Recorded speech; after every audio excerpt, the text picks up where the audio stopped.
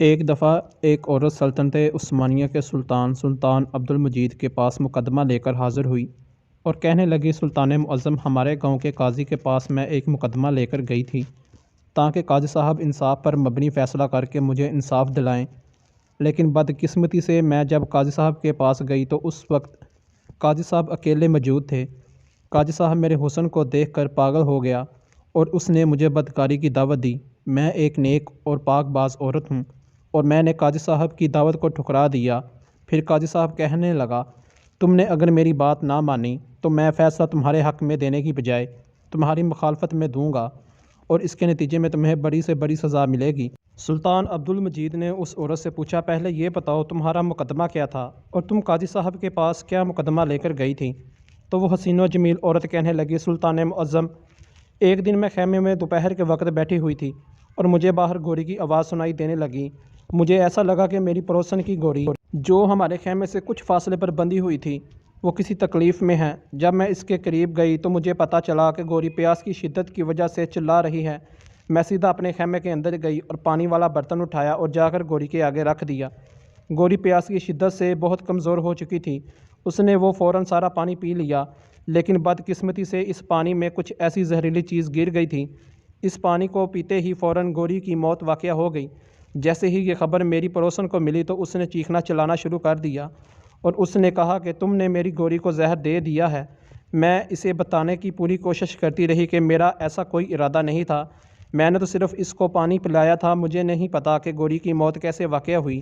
یہ سن کر میری پڑوسن نے آ کر میرے خیمے میں میری پیاری قیمتی بندھی ہوئی گوری وہ آ کر اس نے کھول لی اور کہا، جب تک تم میری گوری کی قیمت ادا نہیں کرو گی اس وقت تک تمہاری گوری واپس نہیں ملے گی۔ اور یہی میں مقدمہ لے کر قاضی صاحب کے پاس گئی اور کہا کہ آپ انصاف پر مبنی فیصلہ کریں، کیونکہ میں نے جان بوجھ کر اس گوری کو زہر نہیں دیا، یہ ایک غلطی تھی یا پھر ایک حادثہ تھا۔ جب میں قاضی صاحب کے پاس گئی تو قاضی صاحب عدالت میں نہیں تھے۔ مجھے محافظوں نے بتایا کہ قاضی صاحب قبیلے جا چکے ہیں۔ میں سیدھا قاضی صاحب کے خیمے کے دروازے پر پہنچ گئی۔ پھر قاضی صاحب کی اجازت پر میں اندر چلی گئی۔ میں نے قاضی صاحب کو اپنی بات تفصیل سے بتائی، لیکن قاضی صاحب مجھے دیکھ کر میرے حسن پر فدا ہو چکا تھا اور میرے جسم کو ہوس کی نظروں سے دیکھنے لگا۔ پھر قاضی صاحب نے کہا، اگر تم میرے ساتھ بستر پر کچھ وقت گزارو تو میں تمہارے حق میں فیصلہ دوں گا۔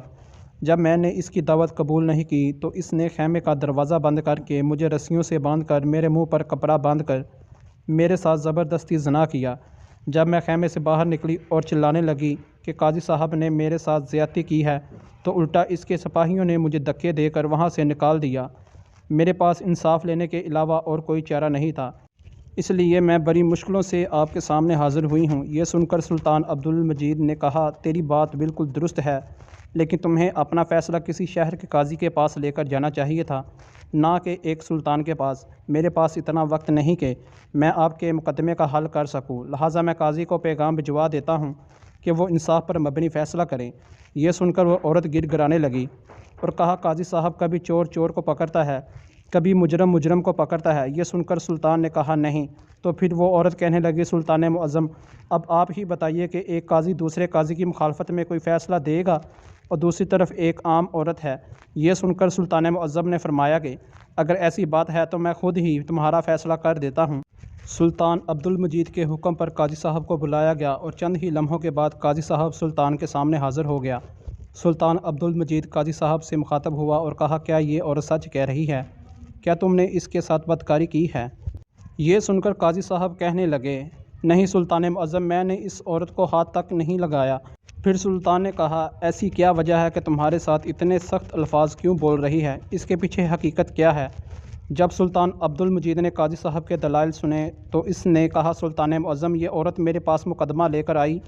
میں نے اس عورت کی بات پوری توجہ اور تفصیل سے سنی اور میں نے یہی فرمایا کہ میں دوسری طرف کے بھی دلائل سنوں گا اور گواہان کی گواہی کے بعد اس مقدمے کا فیصلہ ہوگا، اس لیے تم کل صبح میری عدالت میں حاضر ہو جانا۔ یہ سنتے ہی اس عورت کے تیور بدلنے لگے اور اس نے کہا، تم نے اگر میرے حق میں فیصلہ نہ کیا تو میں تمہیں بدنام کر ڈالوں گی۔ حتیٰ کہ اپنے حق میں فیصلہ دلوانے کے لیے اس نے مجھے اپنے جسم کی بھی پیشکش کی۔ میں نے جب اس عورت کی بات ماننے سے انکار کر دیا تو مجھے یہ دھمکی دی کہ تم عورت کی طاقت کو نہیں جانتے۔ میں نے اس سے بار بار کہا میں دونوں طرف کے دلائل سننے کے بعد انصاف پر مبنی فیصلہ کروں گا۔ لیکن یہ عورت جانتی تھی کہ یہ گنہگار ہے۔ اس نے واقعی ہی اپنی پڑوسن کی گوری کو زہر دے کر مارا ہے، کیونکہ اس کی گوری پڑوسن کی گوری سے کمزور اور کم خوبصورت تھی، اس لیے یہ اس سے حسد کرتی تھی اور اسے ڈر تھا کہ فیصلہ اس کے خلاف آئے گا، اور اس لیے یہ مجھے دھمکیاں دینے لگی۔ جب میں نے اس کی بات نہیں مانی تو اس نے یہ مجھ پر گھنونا الزام لگا کر آپ کے پاس آ گئی۔ آپ چاہیں تو قبیلے والوں سے پوچھ لیں یا خیمے کے دروازے پر موجود محافظوں سے معلوم کروا لیں۔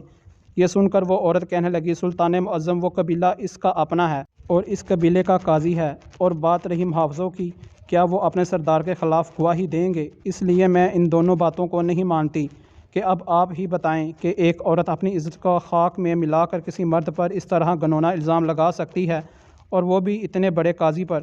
اب سلطان عبد المجید دونوں کے دلائل سن چکا تھا، لیکن سلطان کی سمجھ میں نہیں آ رہا تھا کہ ان میں سے کون سچا اور کون جھوٹا ہے۔ اس عورت کے پاس نہ کوئی ثبوت تھا اور نہ ہی قاضی صاحب کے پاس کوئی ایسا ٹھوس ثبوت تھا جس سے ان دونوں میں کوئی بھی بے گناہ ثابت ہو سکے۔ تھوڑی دیر سوچنے کے بعد سلطان عبد المجید نے حکم دیا کہ ایک بڑا سا برتن لے کر آؤ۔ سلطان کے حکم پر ایک بڑا سا برتن حاضر کیا گیا۔ پھر سلطان نے حکم دیا کہ اس میں چشمے کے صاف، شفاف اور نیک پانی ڈالو۔ برتن میں آنے کی طرح شفاف پانی ڈالا گیا۔ اس کے بعد سلطان عبد المجید نے قاضی صاحب کو حکم دیا کہ قاضی صاحب، اب آپ اس برتن میں لباس سمیت پورے جسم کو ڈبو دیں، یعنی اس طرح ڈبوئیں کہ جیسے آدمی چشمے میں نہاتا ہے۔ قاضی صاحب نے سلطان کے حکم کی تعمیل کی اور فوراً اس برتن کے اندر نہانے لگا۔ سارے درباری حیران تھے کہ سلطان معظم کیا کر رہے ہیں۔ اس کے بعد سلطان عبد المجید نے حکم دیا کہ میرا اپنا ذاتی گھوڑا لے کر آؤ۔ تھوڑی دیر گزری کہ سلطان کا گھوڑا سلطان کے سامنے حاضر ہو گیا۔ اب سلطان عبد المجید نے کہا کہ وہ پانی والا برتن میرے گھوڑے کے سامنے رکھو۔ جیسے ہی وہ پانی کا برتن سلطان کے گھوڑے کے سامنے رکھا گیا تو گھوڑے نے فوراً پانی پینا شروع کر دیا۔ یہ دیکھ کر سلطان عبد المجید نے کہا، اے چلاک عورت، تم سراسر جھوٹ بول رہی تھی۔ قاضی صاحب بالکل بے گناہ ہیں اور اس نے تمہیں ہاتھ تک نہیں لگایا، حتیٰ کہ میں یہ کہہ سکتا ہوں کہ قاضی صاحب کا دامن بالکل صاف شفاف ہے۔ یہ سن کر تمام درباری حیران ہوئے کہ ایک برتن میں نہانے اور گھوڑے کے پانی پینے سے کیسے پتہ چلا کہ قاضی صاحب بے گناہ ہیں اور عورت گنہگار ہے۔ تو یہ سن کر ایک وزیر بول پڑا، سلطان معظم، آپ کو کیسے پتہ چلا کہ قاضی صاحب بے گناہ ہیں اور عورت جھوٹ بول رہی ہے؟ تو سلطان عبد المجید نے کہا، میرے گھوڑے کی یہ خاصیت ہے کہ نجس پانی کو منہ نہیں لگاتا، پینا تو دور کی بات، اور اگر قاضی صاحب نے اس کے ساتھ بدکاری کی ہوتی تو یہ پانی نجس ہو جاتا، اور یہ گھوڑا اس کو کبھی منہ نہیں لگاتا، اس لیے عورت سراسر جھوٹ بول رہی ہے۔ اس کے بعد سلطان نے اس عورت کو کہا کہ اپنے الفاظ میں تم سچ سچ بتا دو، ورنہ تمہیں ایسی سزا ملے گی کہ تم اوروں کے لیے نشان عبرت بن جاؤ گی۔